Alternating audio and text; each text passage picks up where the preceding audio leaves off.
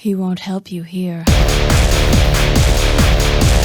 What's up, guys? Gamer Nation! I'm running out of time to post a full-length video this month. But rest assured, a very long video concerning the Nancy Drew games is in the works. So if you're in the Drew crew, I implore you, stand back and stand by. Anyway, one thing I could ship out is a look at some of the demos for this most recent Steam Next Fest that I thought were interesting and worth getting some extra eyes on. Some updates from the last round. Corpus Edax is officially out and is still being improved by its creator, and if you didn't know, I contributed a song to it that appears in one of the levels, and seeing streams of people kicking dudes into ragdolls to my track was a very rewarding feeling. To know that I've inspired violence in some sense. The full soundtrack, by the way, including the rest of its moody atmospheric score, is available on Bandcamp. Coven is out in early access. Zero Protocol, Mouthwashing, The Operator, Jutaro, Hollow Body, and The Crimson Diamond are also out in full. Rose Cottage, the haunted mansion point-and-click game, in a bizarre turn seems to have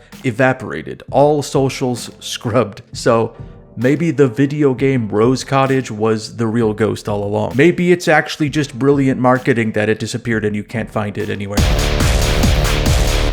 Amerzone, The Explorer's Legacy, is an upcoming remake of the 1999 point-and-click adventure game of the same name from the late Belgian artist and game developer Benoit Socal. Adventure game aficionados may be familiar with this less talked about release, but slightly less adept adventure gamers might be more familiar with his series Siberia, which sort of shares a universe with Amerzone. The original Amerzone, I don't think I was ready for it. I kind of bounced off its tone, but later came to appreciate it. I think I needed more time to develop unfulfilled dreams and a better sense of forlorn nostalgia. In any case, this remake, story-wise, seems to be pretty much beat by beat, never straying from Socal's story about an intrepid journalist who visits an aged explorer to learn more about a sort of hermit nation in Latin America called Amerzone, a place of lush rainforests, endangered white birds, and an indigenous tribe that may know how to save them. But in his quest for the fame and accolades of an explorer, he may have doomed the white birds to extinction, spurned a woman he held a relationship with, and kind of brought a guy with him that became a despotic dictator. But he was gonna fix it. Okay? He had a device to bring him back there, which is difficult to do, all lined up to undo his betrayal, but then he dies. He's only got enough time to ask you to take care of that for him, which we're interested in because we want to play a video game. I'm not big into remakes as a phenomenon. All too often it seems like the thinking behind them is, what's a game that was already really good? Okay, let's do that again for more money. But then you come across these deep-cut games that could stand to have a second go-around, or maybe ones that it didn't sell all that well or stumbled out of the gate. And if the rest of the game plays out as this demo does, it's proving to be a very faithful and lovingly crafted pseudo-modernization of that game. It looks crisp, detailed 4K, but it also brilliantly retains its point-and-click control scheme, and if anything shows how outstanding the writing and pacing of that game was, because even barely altered, it still really works and feels atmospheric, retaining this adventurous spirit. He received another letter this morning. I put it in his mailbox. It was a letter from the museum. He received another letter this morning. I put it in his mailbox. It was a letter from the museum. I am no longer in good health, my friend. It's a pity, but what can I do? I'm no longer in good health, my friend. It's a pity, but what can I do? Hey, don't get me wrong, this has its appeals.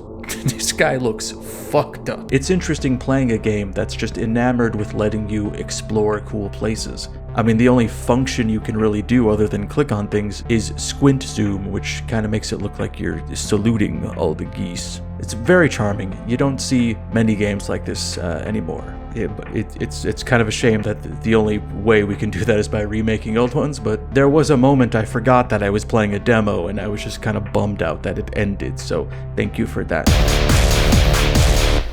Below, Rusted Gods is an upcoming short-form first-person horror game from FromSouth Games. I don't know what a full release of this would look like, because what the demo shows off is an intriguing enough, like, little bite-sized horror experience akin to an anthology horror show episode, in itself standalone. It's light on plot and heavy on atmosphere, putting you in the shoes of some kind of operator in an alternate history 1970s, maybe Soviet control room, where you remotely oversee an expedition into a tunnel of some kind. And they make it pretty clear up front that this isn't a normal tunnel. It's on the upper floor of like a corporate skyscraper sort of thing for one. So that's not normal. While checking in on the crew via radio, you can print out their vitals, receive images or audio from them, and I do really like how little they explain the particulars of how any of this works or why it was set up to work the way it does. It moves at a pace where I was constantly thinking, oh, I guess that does that, cool,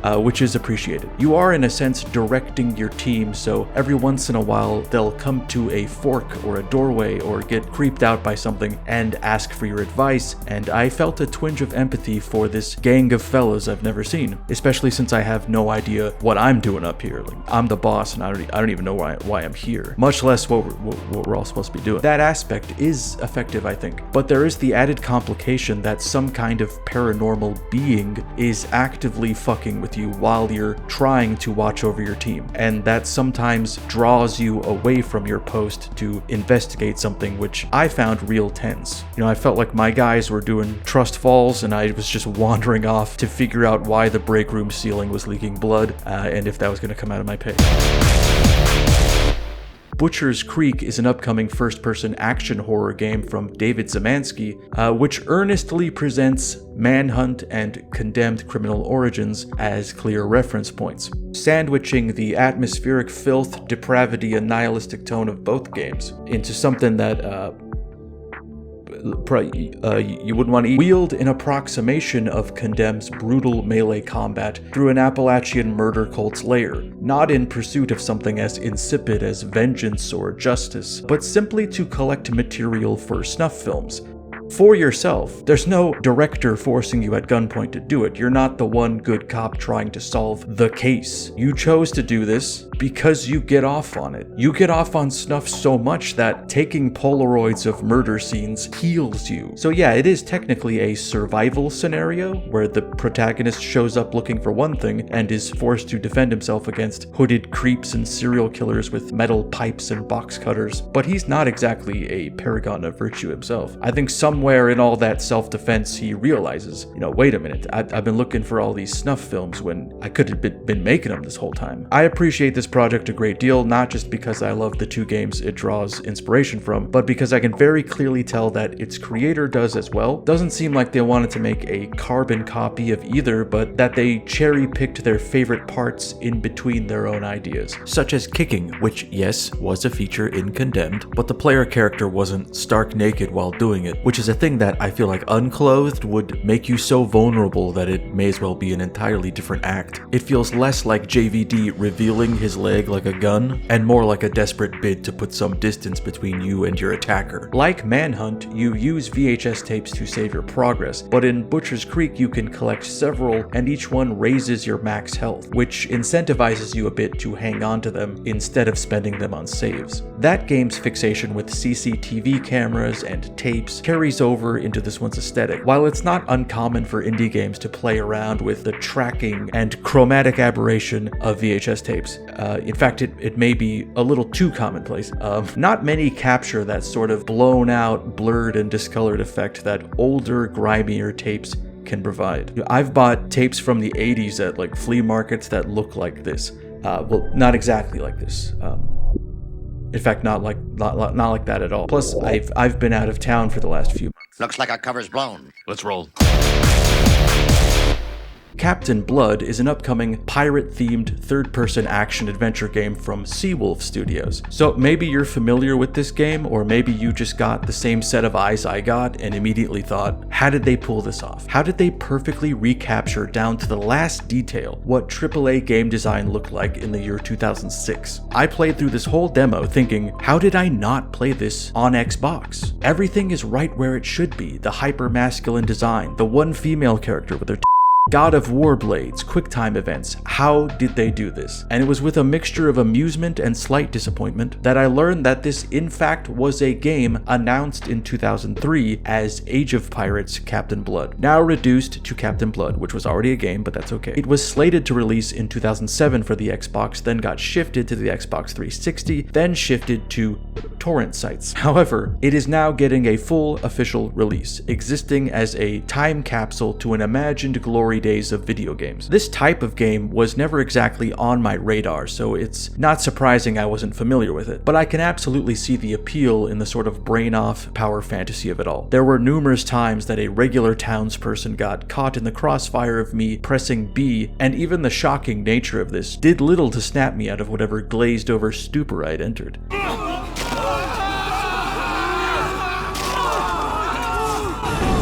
It was fun, and I think the idea of a game like this being set in a real historic setting instead of the worlds of Greek and Norse mythology makes every bit of it funnier, unless it takes some kind of right turn after this and incorporates like the Verbinski verse. It's just like for no reason there's just a guy who is a god, and he's just like a working class pirate man, like just out there trying to find a gig.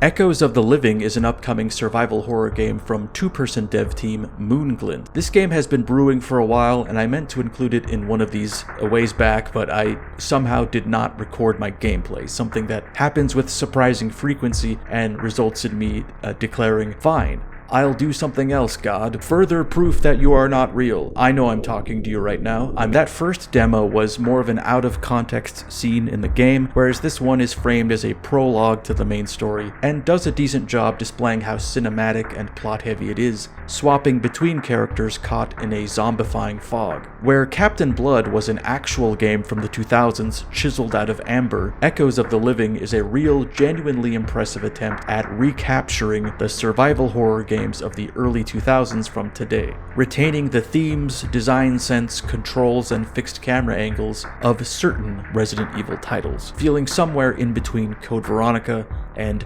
Zero in the timeline, the real-life timeline, regular time, not the continuity of the games, but in time, in a world where the games in that franchise and now other franchises are being reformatted to the 2020s ideal of what a survival horror game should play like. I found this project that stands firm on some of the quote-unquote outdated ideas of that series really charming, able to play into the camp of the genre. There's this sequence where Liam is calling his wife, who by the way is named Octavia Blade, I just thought you should know that, and he's leaving a mundane, just checking in voicemail, which plays over the sound of her fighting for her life. "I know you don't like me driving long distances on bike, but solo. I haven't heard from you since last night. I guess you're busy with moving and such." And it reads perfectly as a comedy beat, but even if it wasn't meant that way, that I think that works even more. It does this while still creating some gorgeous environments, lighting, and thoughtful attention to detail, like having a tribal design etched into Liam's body armor, which as soon as I saw that, I was like, oh, okay, so this is Kino, so this is a good game. Half Sword is an upcoming physics-based medieval combat simulator from Half Sword Games. This may be the strangest outlier in this list because this game doesn't seem to be striving for much more than the promise on the tin. It's an arena combat game where you choose from a variety of historically accurate armor and armaments, and then square off against one or multiple opponents, resulting in fights that can last anywhere from 5 minutes to 5 seconds. Right now, there is a more cleaned up official version meant to be shown off at events that you can playtest, which omits the more graphic violence the game has to offer, and altogether it seems more competent and you can better notice the care that went into the detail of the weaponry and period appropriate attire. However, if you just download the demo is like accidentally its own infinitely replayable thing. I've sunk hours into this version of Half Sword, where you spawn in a black void and occasionally stumble on bits of armor and weaponry and other guys roaming about to fight. The thing is, combat in this game is either very funny or strangely unsettling. I mean, yeah, it's violent for sure. You can like bash people's heads in or cut their limbs off or disembowel them. But I think it's both that it's very scrappy and awkward, like most fights are,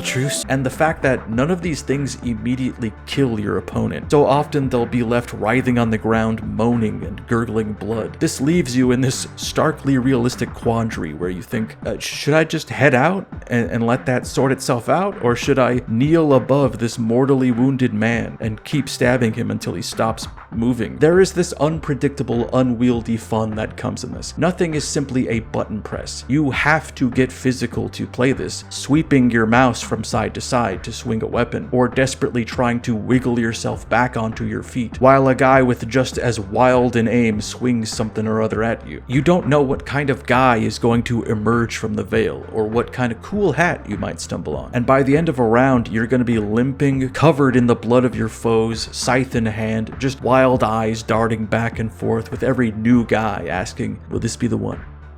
Will this one set me free?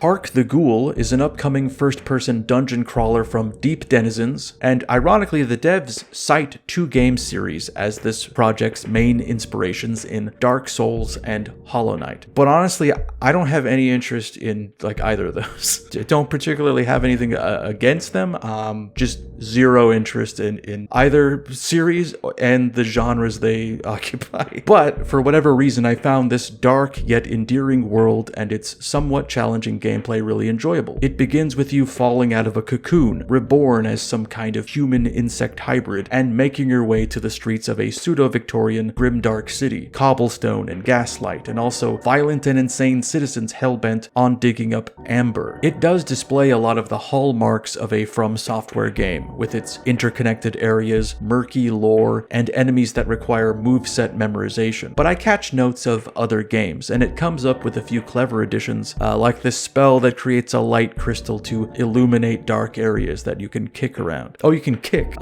which is vitally important. Immediately makes this good. But yeah, you'll be sent into a few dungeons that are just pitch black, and you got this little glowing soccer ball to help you out. It also coats this in a 5th generation art style and has a softer tone that's bordering on adorable. The character that introduces your skill upgrade tree, referring to you as Little Critter, was weirdly affirming. There is something of a tragic atmosphere, the feeling of a city lost to some horrible event, but it's not gravely serious or overtly gory. It even replaces all dialogue with Nintendo-like gibberish vocalizations. I had a real nice time playing this game, even though it's not at all in my wheelhouse. It's almost like there was something scurrying past me, huddled in groups, squeaking at my feet, that made me say, oh, alright.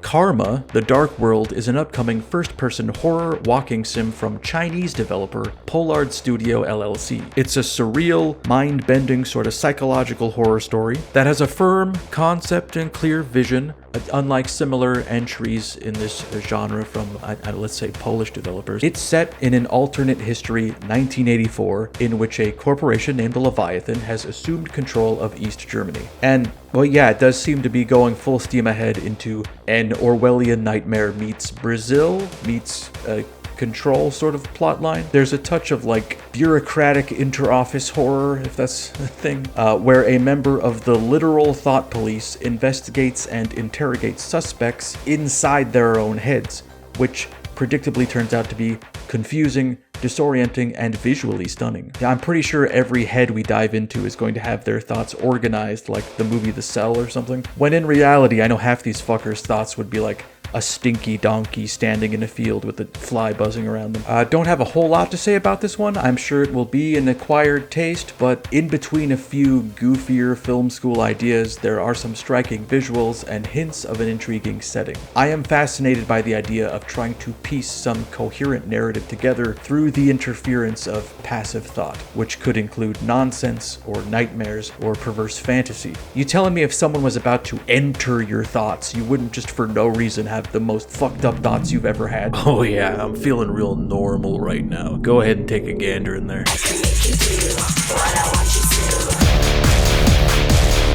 Monomyth is a dungeon-crawling immersive sim currently available in early access from the delightfully named Rat Tower. Pulling from later RPG games like Arx Fatalis and Kingsfield, this game concerns a medieval world ravaged by storms and natural disaster that has forced humanity underground. An expedition is sent to the abandoned city of Lysandria to find something called the Primeval Seed, a magic MacGuffin they believe will quell their god's anger and allow them to return to the surface. This expedition is of course never heard from again, prompting the protagonist, you, to venture there alone to find your brother and maybe the seed as well. The premise and setup is completely competent and reads like it was created by a longtime fan of Ultima and other dungeon crawlers, but I think what initially drew me in was not just the ability to kick. I mean, you can't just make your game good by adding a kick function, but it wouldn't hurt. It's the appreciation and fixation on small acts of simulation and interactivity, the considerate touches from its inspirations that stick with you, like having to hit a weapon with a hammer to repair it, or placing a fish next to a flame to cook it. Things like that seem to have been at the forefront of the dev's mind, which is, I think, one of the most endearing and interesting things about indie game development. It often pulls from fandom and nostalgia, and an attempt at resupplying a feeling you had once to someone else, and then sort of acts as wish fulfillment from there forward. Why has nobody just burned a wooden door with a torch? It only makes sense. One is wood and the other is the thing that wood don't like. I've been following Monomyth since its Kickstarter was announced, and it's an ambitious thing to shoot for. An interconnected open world full of all these systems and allowing for different playstyles. It seems like an insane thing to attempt for a solo developer. But a few hiccups and missing features aside, it's kind of baffling how much it's come together. It also looks gorgeous while maintaining a sort of lightly cartoonified late 2000s art style. Kind of like if Oblivion didn't have whatever filter makes everything look like a moldy potato. This looks like regular, healthy potatoes. I think I backed it in the midst of the pandemic, and I was just sitting in a pile of dirty laundry and takeout packages, couch surfing, and I thought, shit, life underground is looking pretty nice.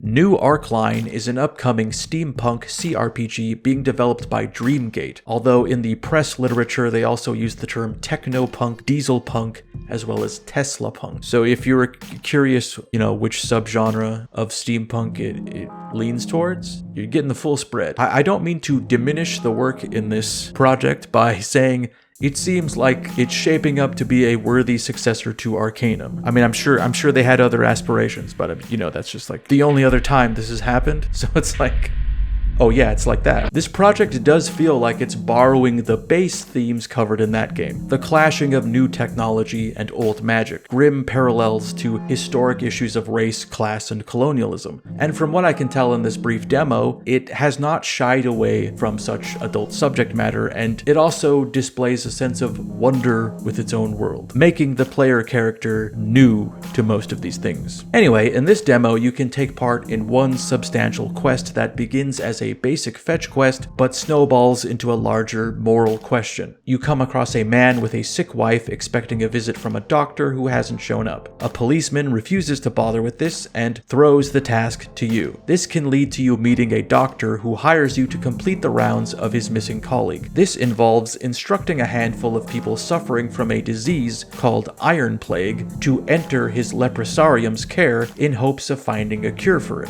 Morbus corporis slowly turns people's skin into iron scales, eventually turning them into an immobile statue. This allows for several little vignettes that show off the game's tactical combat system, D&D dice rolls and skill checks, as well as its tone. There is some roughness to it for sure, but it's all technical stuff and nothing that couldn't easily be ironed out. From what I can tell, it seems very confident about its world and the ideas it wants to explore, and it's not just, top hat, gearwork worship. It wants to present you with tough moral questions and make you feel sort of naive in a cruel world. Like, it turns out that doctor wasn't really looking for a cure, he just kind of wanted to collect people that were naturally armored somehow and make them fight for the enjoyment of rich people. But he is paying them, and they're dying anyway, and they could use that money to help their families, but also it's cruel. And they hate it. In my city, there used to be a regular steampunk meetup, and sure, it was an opportunity for people to show off their goggles and pinstripe suits looking like proper aristocratic chaps. But I don't think anyone ever showed up to protest like orcish wage inequality or anything like that. And they really should have, because it's about time somebody stood up for them.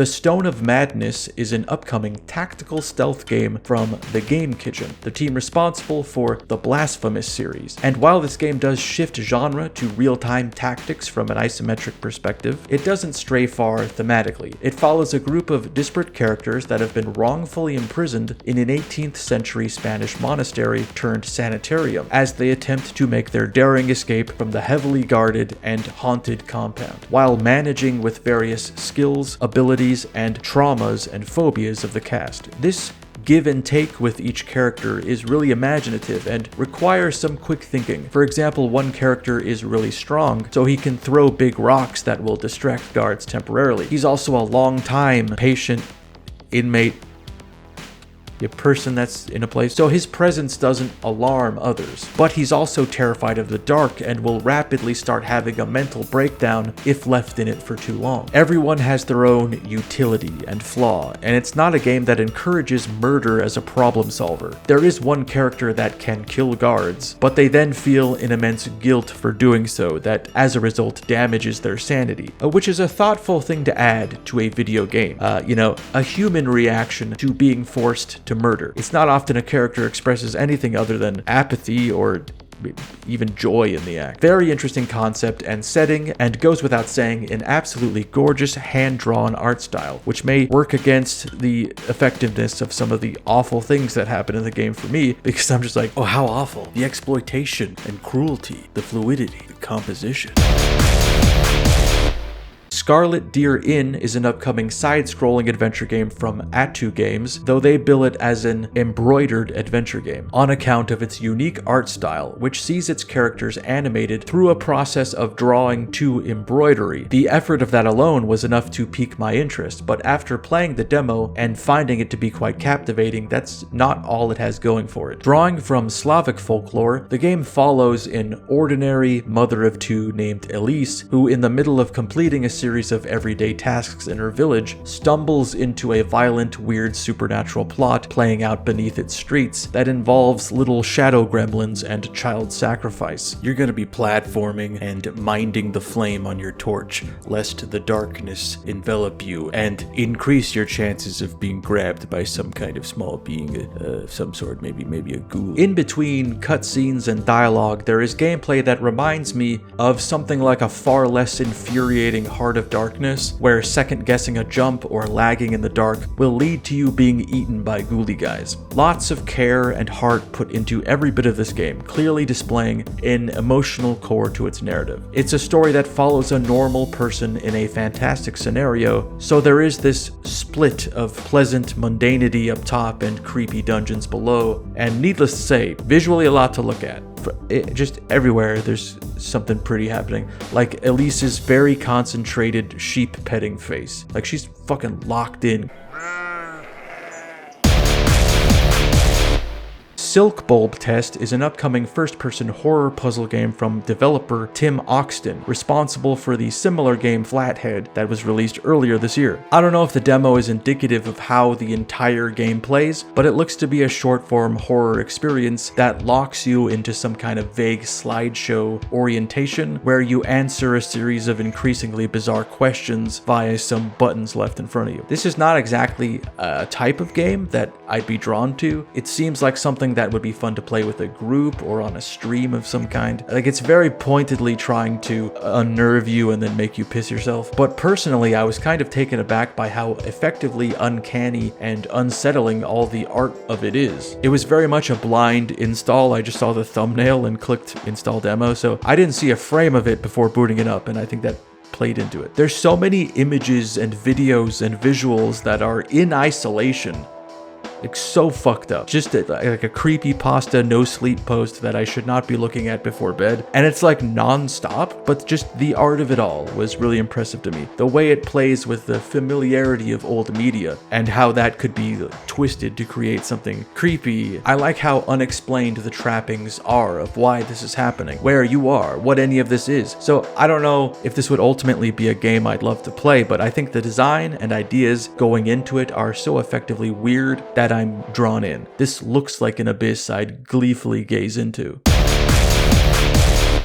Sorry We're Closed is an upcoming survival horror game from A La Mode that also indulges in nostalgic game design, keeping fixed camera angles, but including the option to go first person for combat. I'm sure there's a better comparison, but instinctively when I saw that, I was like, oh, kind of like Blue Stinger for the Sega Dreamcast. So read that as enticement or dissuasion, I guess. I think that game's cool. It's far from simply a nostalgic jerk session though, and is absolutely oozing with style and personality, with character design ripped from some lurid comic book, confirming my suspicion that Killstar ships interdimensionally. It's kind of wringing the psychological horror of Silent Hill out of a story of urban malaise and interpersonal drama. Our protagonist is Michelle, who's living on her own and poorly attempting to recover from a failed relationship when she's visited by a demon in a bout of sleep paralysis that was drawn to her loneliness and promises eternal love. When Michelle refuses, the demon curses her with a third eye, which allows her to see into an alternate demon dimension. This plays into the arcade-style combat, as you can use this to see enemies' vulnerable spots, and you'll need to hit a few in succession to take them down quickly. But it also comes in handy during the investigative and puzzle-solving bits, where you'll need to bypass an obstacle by switching to a dimension where that thing that's blocking you is not there, with the ultimate goal being ridding yourself of the demon's curse, as it will eventually do something bad by the looks of the other folks affected by it. Really inventive and fun gameplay and amusing dialogue. Despite playing with the liminal spaces between waking and dreaming, it doesn't carry over the surreal dreamlike dialogue of Silent Hill. Characters are pretty universally coherent and clear with their words, and not in an obnoxious zoomer sense where they just say fuck a lot while repeating every extraordinary circumstance incredulously. But at the same time, if you were cursed by a demon and brought into another dimension, you're probably gonna be like, wait, what? What the... Can you even... We Harvest Shadows is an upcoming horror farming simulator from developer David Well. It follows a man named Garrett who, at the height of some kind of terrible depression, buys a plot of land in the wilderness and exiles himself to it, walking through the gate for his new home and throwing away the key. Someone must have thought of this idea before, and I admit I'm not exactly following the genre like a hawk, but the repairing a ruined house as allegory for repairing mental state thing is in isolation very clever. But it's also shaping up to be a relatively competent horror game as well, using ideas that tie into that theme as well, with the isolation and fear of the unknown getting the best of him. A constantly shifting painting on the wall, acting as a sanity meter of sorts, becoming more creepy the worse off Garrett is doing. During the day, you can get up to the expected activities of throwing out trash, gardening, chopping wood, exploring the surrounding grounds, plundering buildings for scrap, and so forth. But as soon as it starts to get dark, Garrett is increasingly vulnerable to hauntings, and these become more dangerous the more you shirk sleep. There were at least a couple late evening gags that got me. The routine of the gameplay can kind of lull you into a perceived safety, and then suddenly you'll hear someone whisper, "Hey."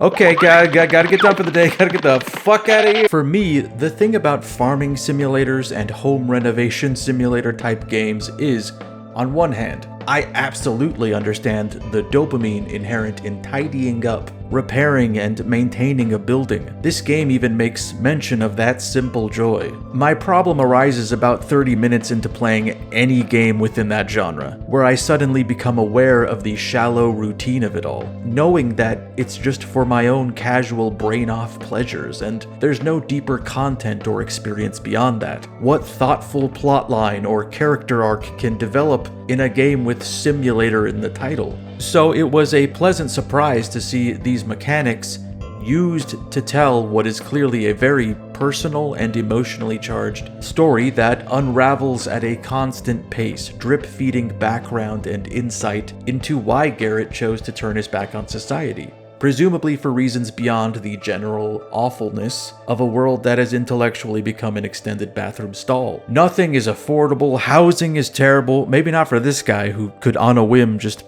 by what could be a small town. Just a lovely little idea that is apparently aiming for a 4-hour experience. So on top of the interesting twists on the genre, knowing that it's not going to outstay its welcome, it means a lot. Sure, you gotta unlock parts of the map at guard towers, but I got a hard out on this thing. I'm out of here in 4, baby. Well, that's all for now. Lots to look forward to in the world of gaming. Oh, I had initially included The Rise of the Golden Idol, the sequel to Case of the Golden Idol, but it comes out in a few days anyway, and also, like, I had a lot of difficulty recording footage of it for some reason. But for sure, check out both games if you like puzzles and murder and death and killing and looking at all those things for fun. If any of these projects interested you, give them a wish list or buy them if they are out by the time you watch this, or ignore me, muzzle my speech, cage me if you like. I would hate that so much if you put me in a little cage.